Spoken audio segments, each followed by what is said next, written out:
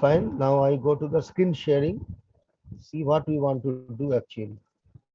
Now today in our laboratory actually you see we want to just virtually see one experiment in the measurement lab. Its name is calibration of wattmeter with DC potentiometer. So this is the name of the experiment and that is the thing. Don't worry, I shall send you this instruction sheet to you, okay, after the end of the class. Okay. And what you have to do from your part, that also I shall clarify after explaining this particular experiment. And I shall show you some video, one video also on this particular experiment. I shall show you how to write report sheet, okay, and how we will organize the whole thing, and to which email address you have to send your report sheet, what will be the deadline and all such things. Everything I shall tell you step by step. But before that, uh, we should start our original thing, that instruction. Okay. So let's see. This is our experiment: calibration of wattmeter with DC potentiometer. Now, what do we mean by calibration? Calibration means for every meter or instrument, it gives some reading. Now, our task will be to find out the accuracy of the reading. Accuracy of the reading.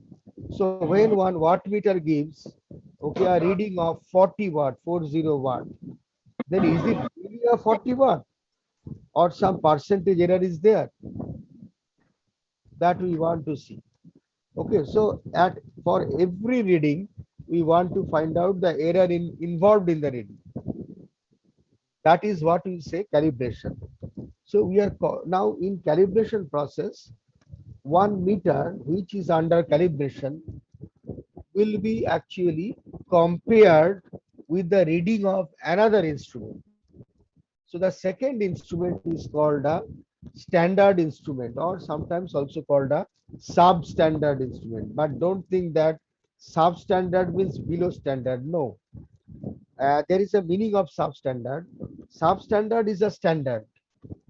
But why we call it a substandard? It is actually this standard instrument that we use in our laboratory will be standardized with respect to another instrument which is supposed to be standard in the higher level of hierarchy.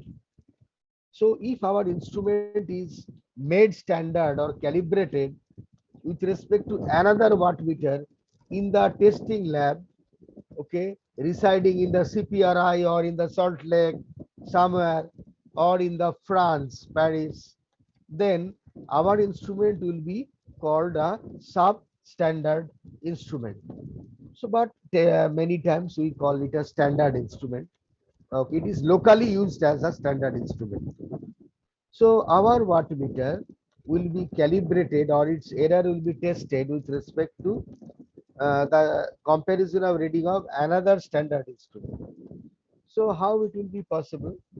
For a wattmeter, we know it needs to get two things: the current and the voltage. Now we want to consider a DC only, not AC here. So the DC voltage will be applied to the pressure coil of the wattmeter, and the DC current will be applied to the current coil of the wattmeter. And wattmeter will give some reading. It will be the multiplication of that DC voltage and DC current. Now the same DC voltage will be given to another instrument, okay, which is supposed to be standard, and that AC current, that DC current will be given to that another instrument, the second instrument, okay.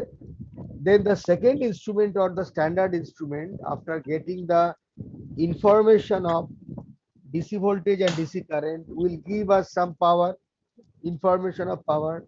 So this reading will be much better, much error free, much accurate.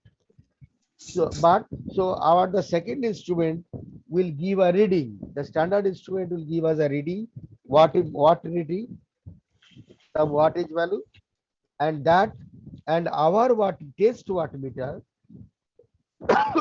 which is under calibration process, will be compared with that standard, the reading of standard meter, and then we can find out the error from the difference of the two readings. Now, what will be the second instrument that we use as a standard instrument? One option will be we can use a second wattmeter, which is supposed to be a standard wattmeter, or in our case here, we will use a DC potentiometer. A DC potentiometer. Okay, we will use here a DC potentiometer. Now, when we apply some voltage in the pressure coil of the wattmeter, what will be the magnitude of the voltage in our experiment? We will give 100 volt. Okay, we will give 100 volt to the pressure coil of the wattmeter. But we know our potentiometer cannot get that 100 volt as input. Our potentiometer is always working at a very low level. The supply voltage of the potentiometer is not exceeding 2 volt or 3 volt. Just see in the instruction sheet here. Say this is our DC potentiometer. Here the supply voltage is given as E2. So it is the accumulator voltage we call, or simply supply voltage. So how much is the voltage? It is normally 2 to 3 volt. So potentiometer can measure a voltage of the order of 2 to 3 volt only. So how it is possible that how we can measure a 100 volt? Okay, the thing is that the voltage that we apply in the pressure coil of an wattmeter will be first stepped down with a potential divider network, with a resistive network.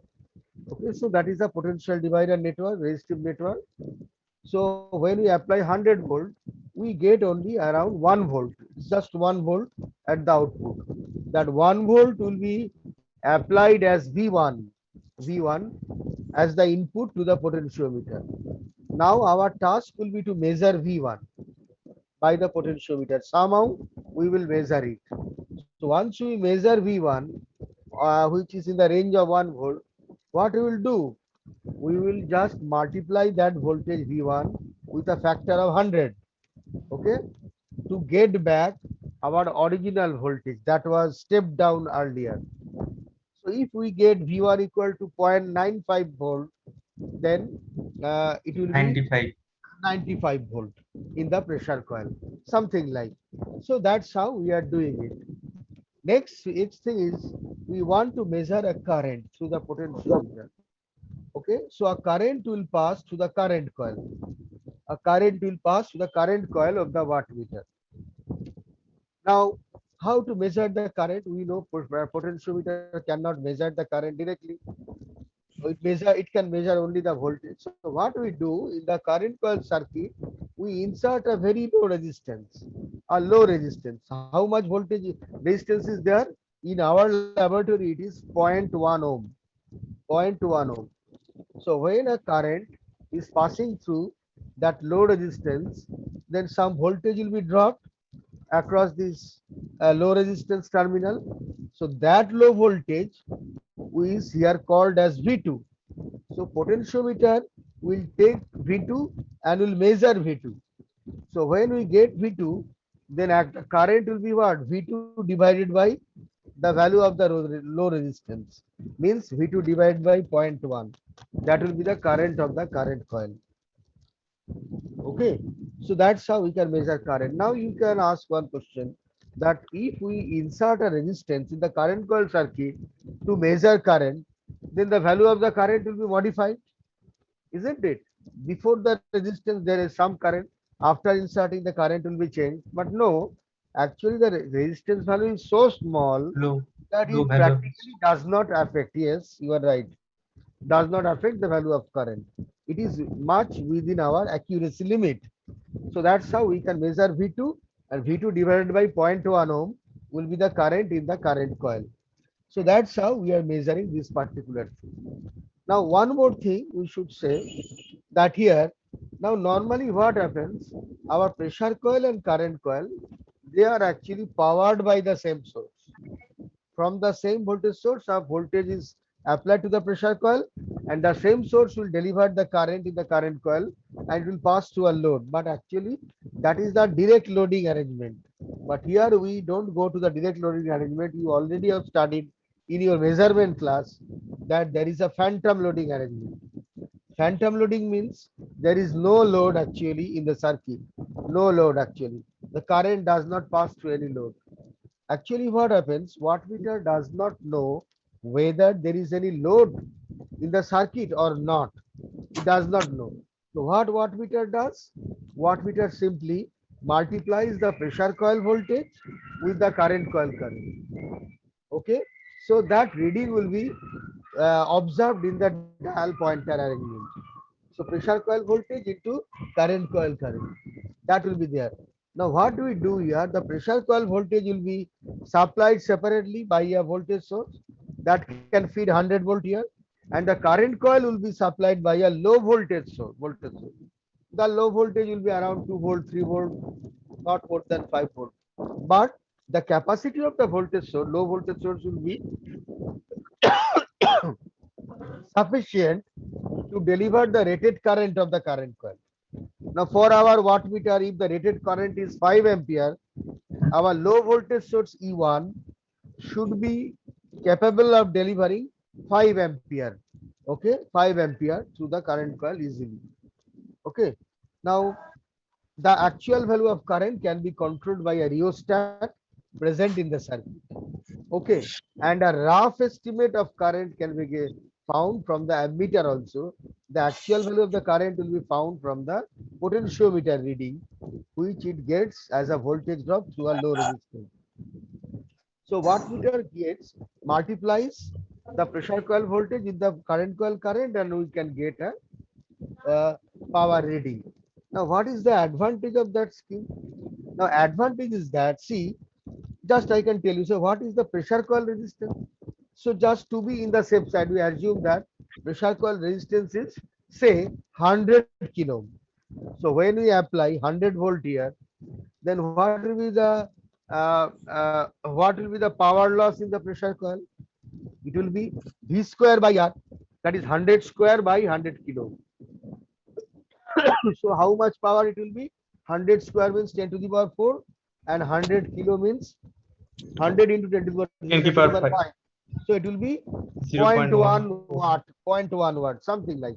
Just what I am telling is just arbitrary figure, just as a demonstration. Now, so a power loss of 0.1 watt takes place in the pressure coil. Now, in the current coil, what is the power loss? Say the voltage source E1 is having a volt of, say as an example, it is having a voltage of 3 volt. Now, when it delivers a current of 5 ampere, maximum current, say load current is 5 ampere, then the power delivered by the battery or the DC source will be 3 volt into 5 ampere. So 15 watt. This 15 watt partly will be consumed in the rheostat and each one, partly will a little bit consumed in the current coil, which is very small amount, and also some extent will be there in the low resistance 0.1, and little bit will be also consumed in the ammeter. So their sum will be 15 watt. So how much is the total power consumption? 15 watt in the current coil side and 0.1 in the pressure coil side. So total power consumption in the meter in the arrangement is what? 15.1 watt. Now, if so, there is no load at all, but the wattmeter is giving how much reading? 100 volt in the pressure coil into 5 ampere. So 100 into 5 means 500 watt or half kilowatt. Half kilowatt. This is the full scale reading, say, of the wattmeter. So wattmeter is giving us a reading of half kilowatt, 500 watt, but the actual power consumption in the circuit is 15.1 watt only. So there is a lot of savings in the power because of the absence of actual load. There is a lot of savings in power because of the absence of actual load. Now, why the power is saved? Because if there is a load, The load will take 100 watt, sorry, 100 volt at 15 ampere, sorry, 5 ampere. The load would take 100 volt at 5 ampere. So that 100 volt into 5 ampere, that is 500 watt, would be consumed in the load. So wattmeter would read 500 watt and the entire power will be consumed in the load. Practically it will be consumed. So the lot of electric bill will come just to perform the experiment for 1 hour, 2 hours, something like. And the experiment will run every week, every day, almost every day. So a lot of electric bill will come. Who will pay the money? We want to save time, save power, save energy, and save money also. That's why instead of going to the direct loading, we opt for phantom loading. Phantom means the wattmeter thinks that there is a load, but actually there is no load. Phantom means fictitious. There is no load at all. So it is a advantage of using phantom loading, okay, against direct loading. Note one more important thing, that sometimes when I say what is the advantage of using phantom loading over direct loading, most of the students say that the some amount of power is saved. Where the power is saved? The power is saved. The power which is consumed within the instrument is saved. This is totally wrong. I find amazingly, I find this answer for most of the students. Actually, whether it is a direct loading or phantom loading, the amount of power consumed in the pressure coil and current coil or in the entire arrangement will be same, no change. So the Yes, sir. power loss in the Power arrangement is consumed in not saved at all. load is You same. are right. The power consumed in the load is same. The power consumed in the load is same, not the power consumed in the arrangement. That will remain more or less same. Okay, so that is the advantage. So in the direct loading arrangement, total power consumption will be 500 watt plus 15.1 watt. So 515 plus 1 watt. But without the load, it will be power consumption will be only 15.1 watt. So you should keep this thing clearly in your mind. So that is the scheme. Now, one more thing. Now we concentrate on the potentiometer circuit. I shall show you the video, but later, not now. First, let's understand what is happening here. Now, DC, first consider the potentiometer. Now, potentiometer always measures either V1 or V2. Now, there is a selector switch inside the potentiometer, which is not shown. You will get it in the video. There is a selector switch. You will get it in the video. The task of the selector switch is to select the type of the input. If the switch is in position 1, it will select V1 input. So the V1 voltage applied there will be measured. If you select the switch position to 2, the potentiometer will take V2 as input. Okay, then you will get the V2 information or the current information after calculation obviously. So the selector switch will take any one input out of the available two. That is one more. Second thing is that what is the principle of action of potentiometer? We know that potentiometer, there is a slide wire in the potentiometer, and when a voltage is applied, that is E2, this applied voltage E2, then a current will flow through the slide wire. This current is held constant. Somehow this current is held constant. So if current is constant, then voltage drop in the resistance of the slide wire will be proportional to the amount of resistance. That voltage is what? IR volt, I into R. The R is the resistance of the slide wire. So higher is the resistance, more will be the voltage drop. And again we know resistance equal to what? For the slide wire, R equal to rho L by A. Rho is the resistivity of the material. L is the length of the slide wire and A is the cross-sectional area of the slide wire. So when the material is uniform, it is just having homogenic property, then its resistivity rho will be same throughout its entire dimension. And if the cross-sectional area A is same throughout the entire length of the slide wire, then A will be same, and then for a particular length, its resistance will be proportional to the length of the slide wire. Clear?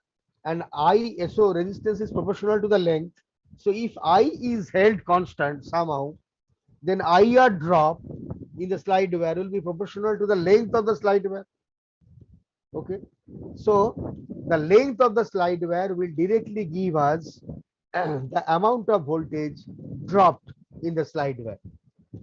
Okay. Now that voltage will be applied just in opposite direction to the input voltage V1 or V2, depending on the selector switch position. The selector switch will be in position 1 or 2. So when selector switch is positioned in position 1, V1 will be selected. If it is in position 2, V2 will be selected. So now, so once we measure any voltage V1 or V2, that voltage will be in opposition to the voltage drop across the slide wire, IR drop in the slide wire. When these two voltages are exactly equal, when these two voltages are exactly equal, then we can say that our length of the slide wire, okay, will be is really proportional to the proportional to the applied voltage V1. V1 or, you are right, V1 or V2. So that's how, if our length is calibrated directly in terms of a voltage, then from the voltage marking along the slide wire, we can find out the value of V1 or V2. Now, when V1 or V2 is equal to the slide wire voltage, then there is a galvanometer which is actually in one side of the galvanometer there is a input voltage V1 or V2. The other side of the galvanometer, the slide wire drop, IR drop will be there. When the two voltages that are opposing each other are equal, then the net current in the galvanometer will be zero. Net current in the galvanometer will be zero, and we'll see a null, means the galvanometer's illuminated spot will be at null. So null means the galvanometer is at null, means our slide wire length is now exactly compensating the input voltage. It is equal to the input voltage. So from the reading of the slide wire position, we can measure the value of V1 or V2. So that is the principle of potentiometer, you know. Now only one thing remains here that is not yet discussed. That is how to keep the slide wire current constant. The slide wire current is called working current. If we keep the working current of the potentiometer constant, then its length will be proportional to the voltage at null condition, under null condition. So how to keep our working current constant to a set value? For that particular case, there is a third input. So this third input is not marked. V1 or V2 is not. There is a, apart from V1 and V2, there is a third input. So at that input, there is a standard cell is there. The standard cell, it is generating precisely, accurately a particular voltage only. Okay, this is a one Western cadmium cell. There is a, it's a Western cadmium cell at 20 degrees Celsius room temperature. The standard cell gives a voltage exactly at 1.0186 volt, 1.0186 volt at 20 degrees Celsius. Now, when the room temperature changes, say it's more than 20 degree, means 30 degree, 40 degree, whatever it may be, then there is a formula. There is a formula where that shows the dependence of standard voltage on temperature. So if we put the temperature in the formula, I shall show you the formula. So here, so this is the formula of the standard cell. This is that one, 1.0186, this one, 1.0186, okay, minus 0.00004 into T minus 20. So you put T equal to temperature value obtained from the room. There is a thermometer. Put it there, and you will get the exact value of standard cell voltage, ET. So once we know the standard cell voltage, that is the Western cadmium cell voltage at a particular temperature, that voltage will be applied. Now, what happens in the beginning, we keep the potentiometer in standardization mode. So actually all the potentiometers are in two mode. One is a standardization mode, another is a test mode.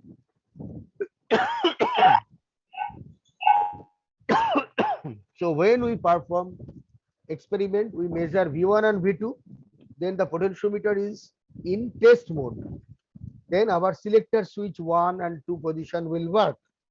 But when it is in the standardization mode, there is a knob actually, standardization mode and test mode. When it is in the standardization mode, then the selector switch will not work.